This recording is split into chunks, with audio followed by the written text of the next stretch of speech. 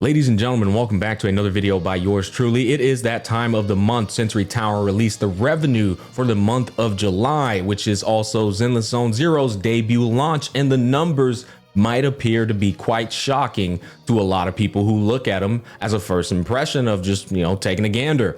I have some interesting thoughts on this situation. I think the numbers do tell a quite interesting story, and you might be surprised with what I point out based off of what I'm seeing in front of me. But I can already imagine the comment section, right? You got the Kudo shields, you got the Hoyo shields.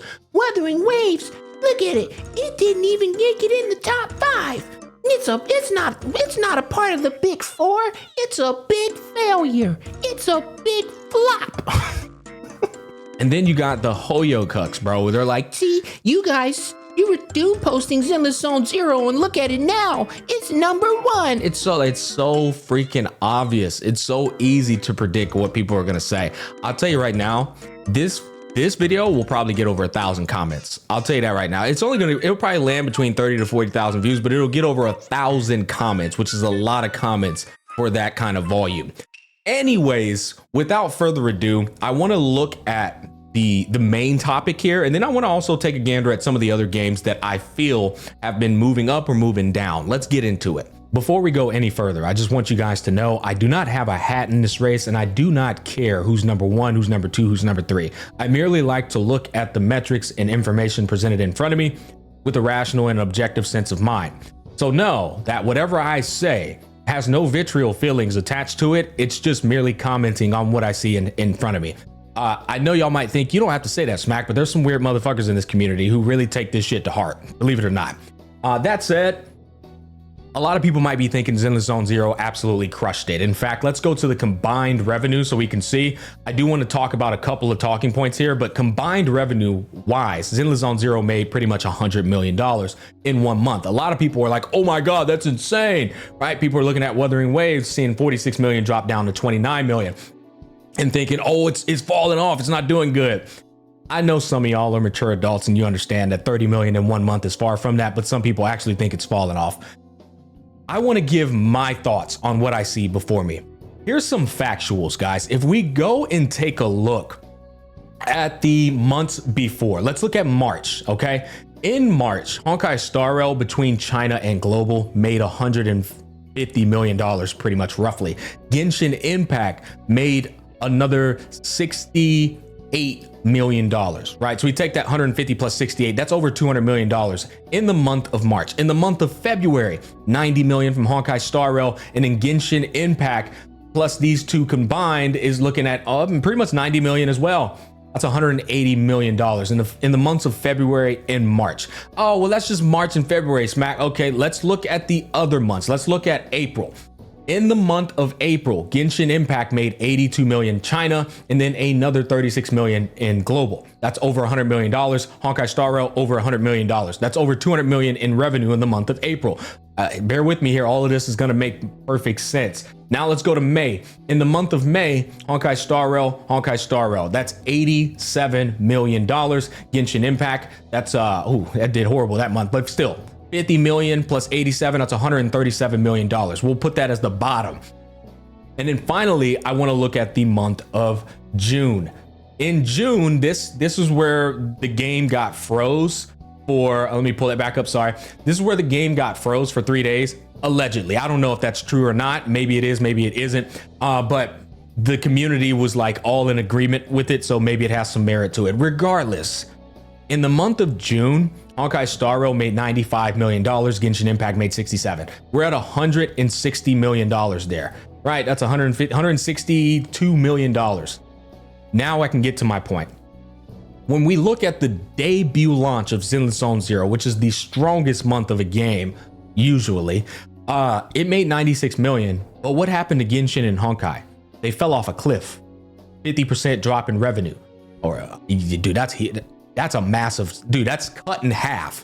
This 3 times the revenue drop, 35 and 36. Coincidentally though, Zenless Zone Zero went up. When I look at what Genshin Impact and Honkai is able to bring in before ZZZ ever came out, They were doing better than these numbers combined. I'm looking at Hoyoverse as a company collectively with all of their IPs. When I look at these from a business standpoint, I'm asking myself, when they drop another IP, is that IP raising their overall revenue value, or is it underperforming? When you look at this, 162 million between Genshin Impact and Honkai last month with 3 days of freeze, if that's true, versus, guess what? Oh, same exact amount of money. We got 170 million, so it went up like 10 million. They didn't even outperform their two IPs before the brand new IP came out. So I'm not saying they didn't do good. There's still not enough data because we're only going off of just 1 month. My question to you guys is, and I don't know the answer, is this just the same exact audience of Hoyoverse and the Hoyo sphere transitioning over to their other games to play their other games and spend their money? Because if that is the case, that means Hoyoverse failed to capture a new market. It's just the same market existing, right? Genshin Impact and Honkai Star Rail, their numbers dropped because they just went over to play Zenless Zone Zero, and their maximum revenue didn't even get breached. They made 160 million. I just showed y'all they made 200 million 3 months. Then they made 170 or 180.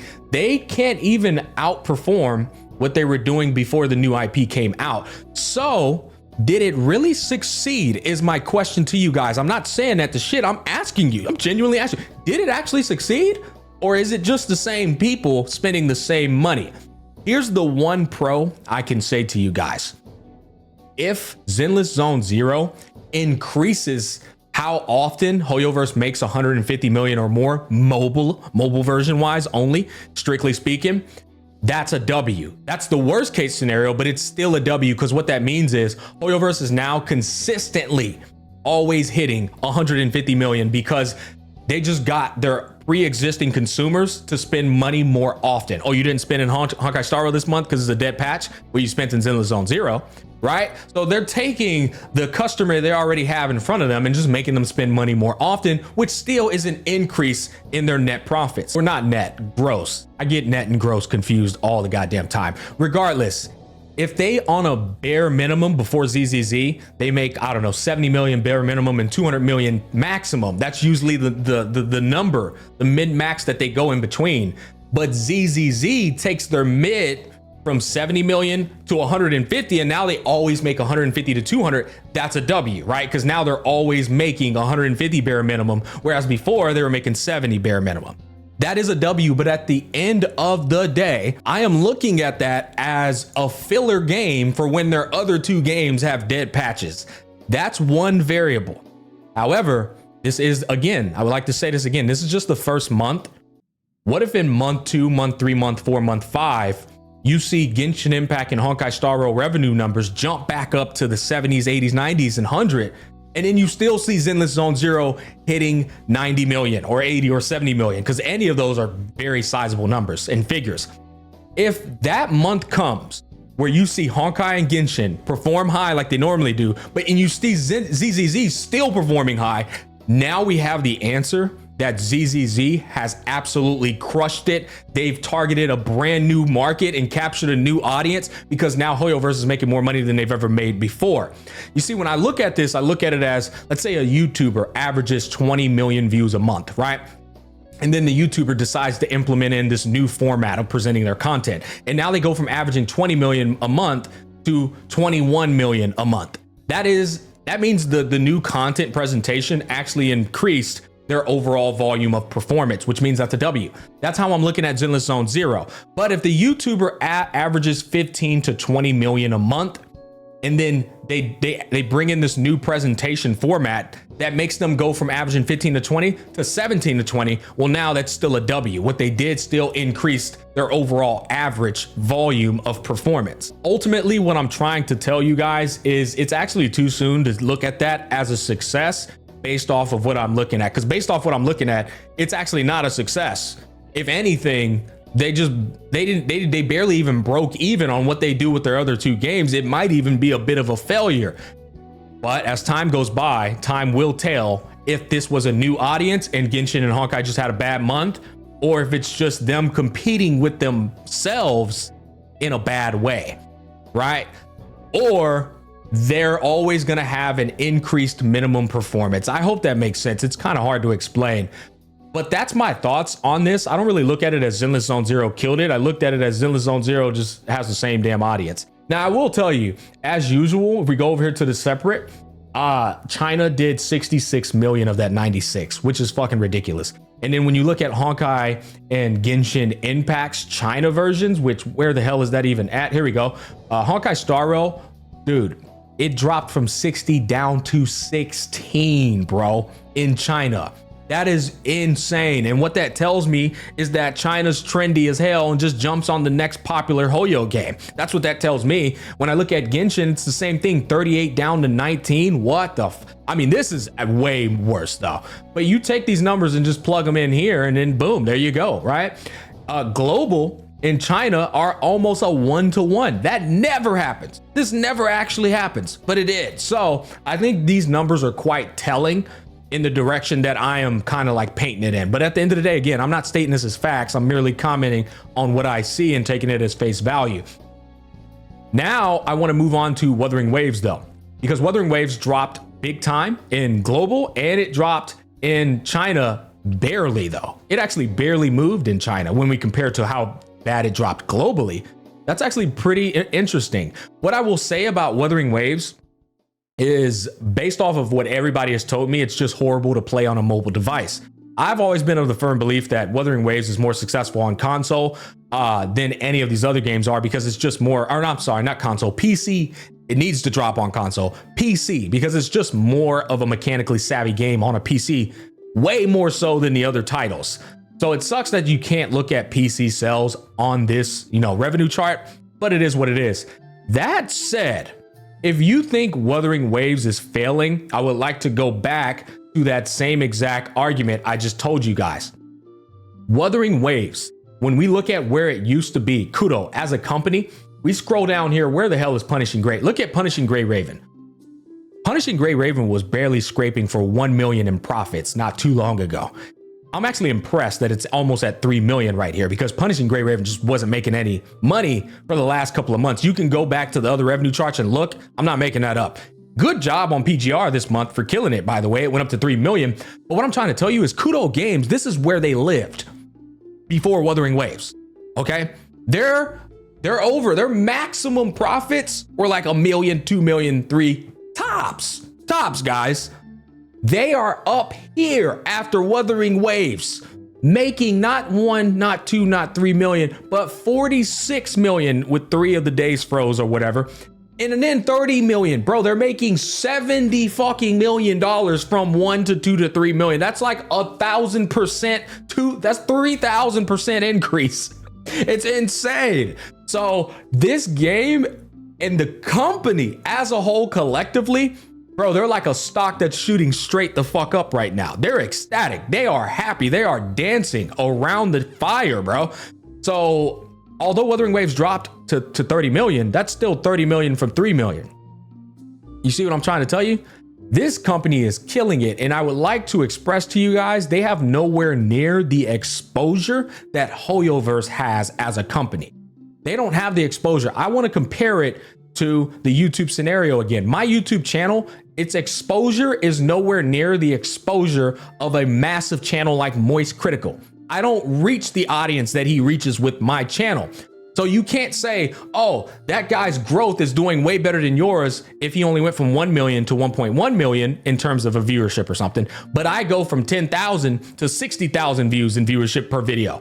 You see that there's a big increase in percent value there. And that's how you have to look at Wuthering Waves versus the Hoyoverse sphere. The fact that it's doing what it's doing is nothing short of phenomenal for a company growth. If it was a stock, I'd invest in that fucking stock, but I'd also invest in Hoyoverse as well. It'd be like investing in Amazon versus investing in like a smaller company in the similar niches with a much higher upside potential, if that makes sense. Those are my thoughts on the whole big four, whatever the hell you want to call Wuthering Waves, HSR, Genshin, and ZZZ. Now I would like to take a look at Love in Deep Space. What the fuck is this game and why does it keep popping up in the top 10, bro? This looks like Coomer's territory, but for women. Right. I feel like women are carrying this game heavily right now. I'm looking at 3 out of Korean. They look Korean because of their hairstyle. 3 Korean Giga Chads right here, bro, with all the flamboyancy and pretty boy aura. What the hell are you doing in this game? Is it a dating simulator? I don't know. I have no idea. But Dokkan Battle is back up there again because you got a bunch of Dragon Ball Z diehard fans who will play a dog shit game even if it's not, you know, compelling. Oh shit, now I'm making enemies for no reason. Hey, it's the truth, bro. I've seen that game. It's pure fucking animations, bro. That's it. I hear the summoning in this game is more fun than the actual game. Like, people enjoy summoning on banners better than they do playing the actual game, which is crazy. And in Fate Grand Order, the only game up there that actually understands that skins do make a lot of money. So Fate Grand Order, good on you. Other than that, guys, that's all I really wanted to talk about. I know you guys love when I talk about all the other games, but let's face it, bro. Who gives a fuck about the other? No, I'm just kidding. All right, look, Snowbreak Containment Zone is popping off. I've seen the fucking Coomer bait that they've been dropping recently, but I don't have enough information to really understand why it's popping off recently. But good on Snowbreak. You guys comment down below if you want to enlighten me on that. AFK Journey dropped from 8 to down to 5 million, but that's still really good numbers for AFK Journey. I'm actually more impressed with AFK Arena that's been out way longer and it's still performing. I think this speaks volumes. I might have to try this game out just to see why people still play AFK Arena today. In fact, word of mouth to my brother Vulcan, who's like a well-versed veteran in that space, I hear AFK Arena is more relevant than Journey today, which is that's crazy, bro. And other than that, Honkai Impact III is staying between that little 2 million to 3 million range. Good on them. Loyal fan base. Persona 5 kind of like fell off. Brown Dust 2, I've heard a lot about it, don't know what the hell it is. And then we have Tower of God going from 700,000 to 1 million. We have Tower of Fantasy.